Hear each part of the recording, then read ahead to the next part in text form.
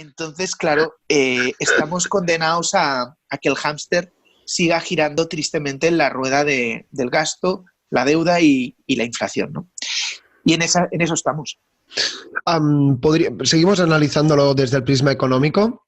Podríamos decir, por ejemplo, hablando de sobreendeudamiento o esta falta de ahorro y de liquidez y demás, que esta pandemia global, esta nueva coyuntura en la que nos encontramos, acelera o, digamos, evidencia la fragilidad de los sistemas que creíamos justamente que nunca podrían cambiar. O bueno, o ya vimos lo que podía pasar en 2008, pero como que queda lejos, como que se nos ha olvidado. Entonces la pregunta en este caso es, si recibimos un golpe duro en el 2008, ¿realmente lo hemos sanado o esto evidencia de que la hostia, hablando mal y en plata, puede ser aún peor? Sí, a ver, o sea, dices una cosa muy interesante que es relacionar un poco la salida en falso de 2008 con la situación que estamos viendo hoy.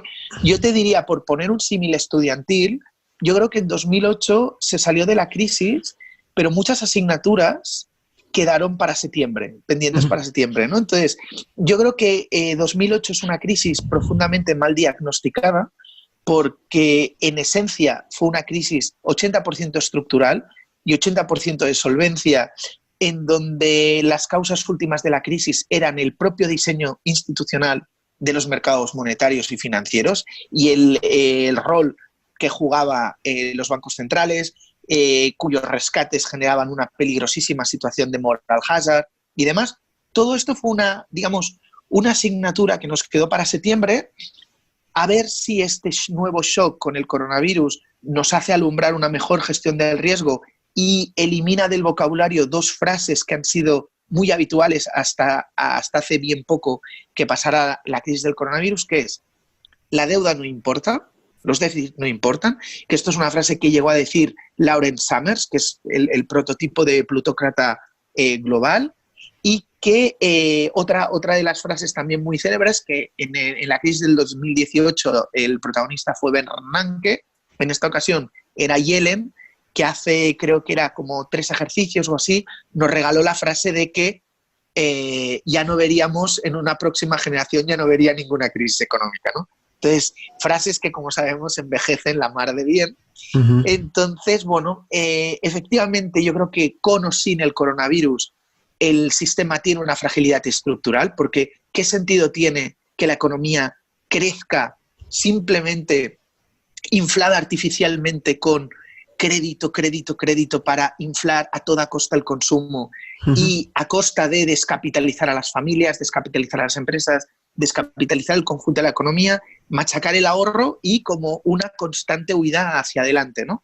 Estas dinámicas y estos problemas existían antes del coronavirus, ¿no? Entonces, yo creo que el coronavirus nos ha levantado de esta anestesia a la que nos tenían el conjunto de bancos centrales sometidos con estos excesos de liquidez artificial.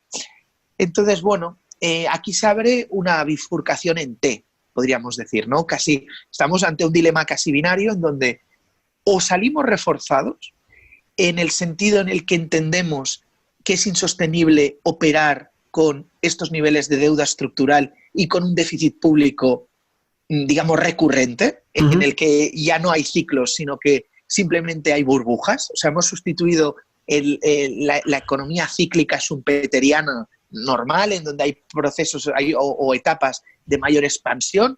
Mises hablaría de etapas de mayor acierto económico, de mayor acierto empresarial, con etapas de menor acierto empresarial, es decir, donde hay más errores y oye, etapas en las que se crece y etapas en las que pues se decrece o se depuran errores del pasado, con simplemente cada vez que nos tropezamos nos cargamos, tapamos los agujeros con más deuda, ¿no?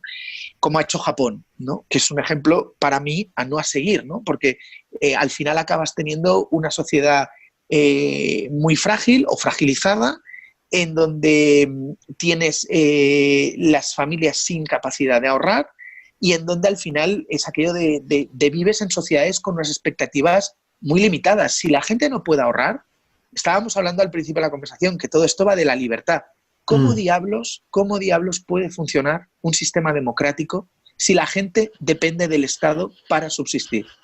¿Cómo es posible tener una democracia en donde un 80-70% de la población no tiene capacidad de ahorro.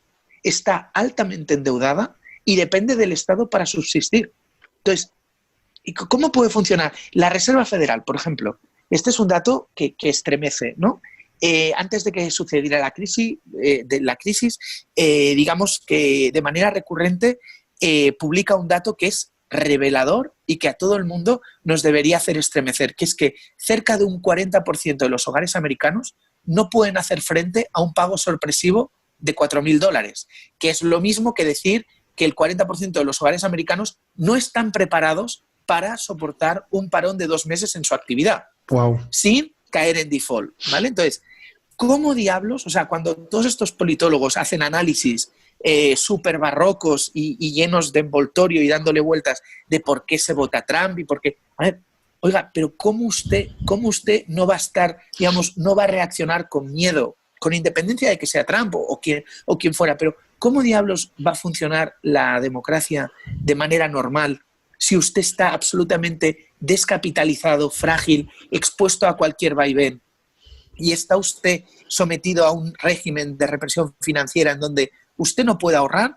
Este régimen de represión financiera infla, por un lado, los activos financieros, la bolsa, el inmobiliario, todo esto no ha parado de subir en los últimos 10 años, mientras los salarios reales estaban estancados. ¿Por qué? Porque los salarios reales no dependen de las políticas del Banco Central.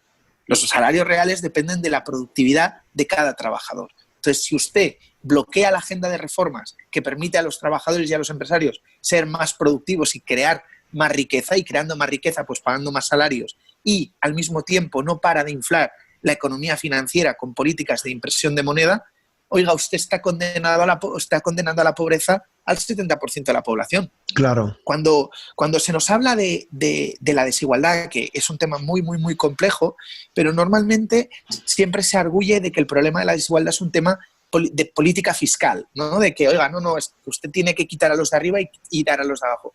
Oiga, no, que si usted se fija en el balance del 1% más rico, es un balance diversificado, con propiedades, con activos reales, con acciones, y es un balance que cada vez crece más. Si usted se fija en el balance de los de abajo, deudas y apenas ahorro. Entonces, tiene un balance cada vez más descapitalizado. Reduzca deuda, haga que la economía zombie, el porcentaje de la economía zombie, es decir, ese porcentaje de la economía que depende de tipos cero, reduzcámosla, intentemos reducir el binomio endeudamiento-laxitud monetaria, normalice tipos y ya verá que cuando usted normalice tipos y permite que la economía pueda ahorrar y que el capital se invierta mejor, porque al final los salarios bajos no se entienden sin la mala colocación de capital que hay cuando estamos en procesos de gran expansión monetaria, ya verá usted cómo todo se corrige,